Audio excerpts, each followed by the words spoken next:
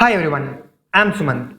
In this video, we're going to discuss an other important operation in Pandas, that is join operation.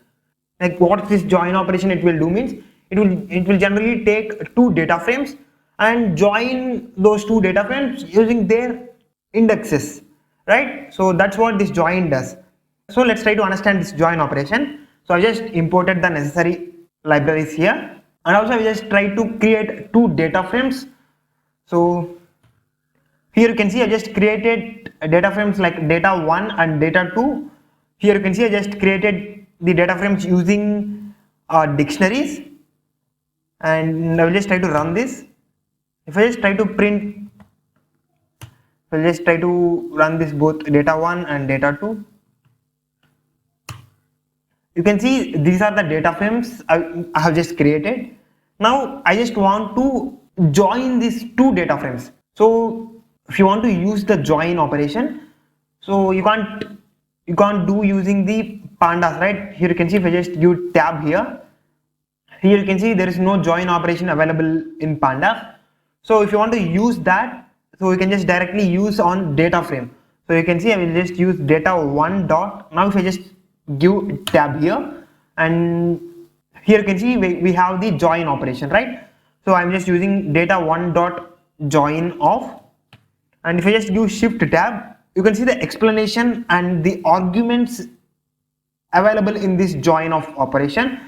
So you can see the arguments are like the other data frame which you have to join and on, right? This is the key label, like index label, like on what index you have to join. So that's this on argument, and you can see how, right? How in the sense like, so for this how we have just four type of arguments you can just pass, like left and right, and also this inner and outer. So we're going to discuss those, like we will discuss that. And you can see, and also we have like this L suffix and R suffix. If you have same indexes in both the data frames, if you want to separate those two, so you can just use this L suffix and R suffix to differentiate those. So these are the important arguments, like these are the arguments available in this join off. And you can see the explanation about this join. So it is used to join the columns of another data frame. Like, so here we are not concatenating, like join in the sense we are just joining based on the index label or a column label, right? So that's how this join operation works. So now let's try to join these two data frames. I'm just giving data 1 dot join off. I will just specify data 2. So now let's try to run this. Let's see what will be the output. So we just got value error, right? So what's the reason? So columns overlap but no suffix specified. So the reason for this is, you can see we just have like ID and values in both the data frames, right? So what happens is the columns are just overlapping each other. So that's the reason why we are just getting this error. So if you want to overcome this error, you can just, so here in previous case we have just discussed the suffixes, right? So you can just mention that. So you can see L suffix, I'm just giving some hyphen, right? I'm just giving hyphen. So if I just try to enter, so you can see it just added this suffix hyphen to the columns of the left data frame. So this is the left data 1, right? Data 1 is the left data frame, right? So it just added the suffixes to that, like to the columns of that data frame. So you can see that. And if you can see the output, like how it joined the data frames, so you can see just taken the indexes. So since we didn't specify like how to join, like on what label we have to join, defaultly it just takes indexes to join. So you can see the index values as, 0, 1, 2, 3, 4, right? And here you can see the index value as 0, 1, 2. So generally it just takes that. So it just takes that and it joins, right? So that's how it joined here. You can see 1, 2, like 0, 1, 2, 3, 4, and these are all the values like ID and values. You can see 1 pandas, 2 numpy, 3 sklearn, and 4 scipy and 5 tensorflow. These are all the values of this data frame. And in this, like in the right data frame, it just You can see in 0 1 we just have 0 1 2, so only for that indexes it just added the right data frame. So you can see the output here, and for the remaining, since we just have three rows here, so we just added 3, and for the remaining we just added the null values, right? So that's how you can just join using this dot join of operation. And similarly we can just, so here we are just, so since we didn't mention any kind of since we didn't mention any label to join, so it just defaultly taken the indexes to join the two data frames. If you want to, like for example, let's say if you want to join some by using some columns, right? So you can just do that. So for that you can just give, I'm just copying this,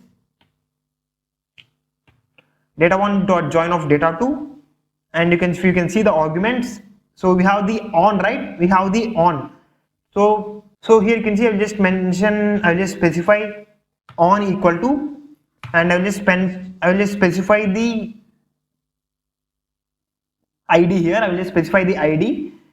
So if I just try to enter this now, if I just try to enter, so you can see the output here, like you can see the output what we got here. Let's decode this and understand. So how we just join this means, so when you just specify on equal to ID, it will only consider the ID from the left data frame. It won't consider the ID from the right data frame, right? In the left data frame, it will just consider whatever you have given here in the on argument. Like from the right data frame, it will just consider the index value itself, right? So you just want to be clear in this, like in the left data frame, when you just given on is equal to ID, in the left data frame, it will just consider the ID column, the column which you have specified, and in the right data frame, it will just consider the index value itself.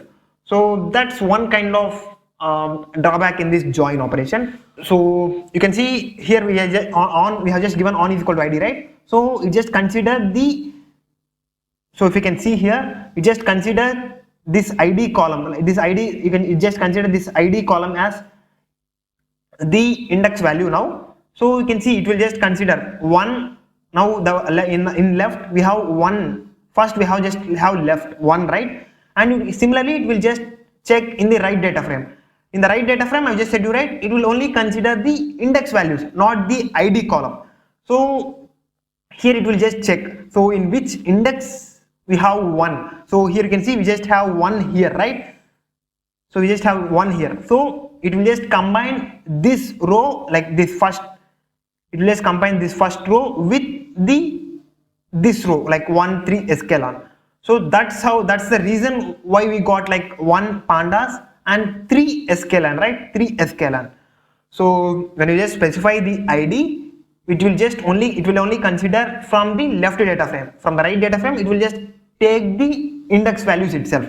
So that's how it works. So you can see for the remaining values, it just given the, so you can see for the values which didn't match, it just given the nan value, right? Like it just given the null value. So that's how it just works actually. And also we just discussed the other argument in this join, right? Like how. Oh, this how argument, like we can just mention, we can just specify left, right, or inner and outer, right? We can just specify those arguments here in this how. So let's discuss one by one, like what is left and what this right will do and what this inner and outer. So I'm just using data1.join of data2, and I'm just using L suffix is equal to this. And here you can see I've just created another argument how. So let's take one by one, like first one is, so first let's give left here, how is equal to left. So if you just try to give enter, so what this left will do means, it will just consider this left operation is similar to that of this like general join operation. The defaultly it just takes the left. So in the sense, it will just take, when you just specify how is equal to left, it will just consider the indexes from the left data frame, and then it will just try to match that data, like that indexes to the right data frame. So here we have just given left, right? Left in the sense it just takes the indexes from the left data frame. So you can see it will just consider the indexes, what's the indexes from the left data frame, like 0 1 2 3 4, right? So it will consider, when you just give how is equal to left, it will just consider those indexes 0, 1, 2, 3, 4. So if you just give how is equal to right, so if you just consider, like if you just give right, now what will be the output, right? So it will just consider the indexes of the right data frame. So what are the indexes, like 0, 1, 2? So it will only consider 0, 1, 2. So if you can just try to give enter, you can see it only consider 0, 1, 2. Even though in the left data, like even though in the left data frame we have this 3 and 4. So since we have just given how is equal to right, it only considers the right indexes from the right data frame. And similarly we have this inner and outer. So inner in the sense it's similar to that of intersection operation. So it will just give what are the common values, like what are the common indexes present in both the data frames. So it will just join and it will just return that. So you can see if you just give enter, so you can see it just joined the indexes which are common in both the data frames, right? So this inner is similar to that of the intersection operation. It will just join only the common indexes present in both the data frames. So you can see in the both data frames 0, 1, 2, the indexes, these 3 indexes are common. So that's the reason why it joined only 3. And similarly outer, right? So outer is the opposite of the intersection operation, that is this union operation.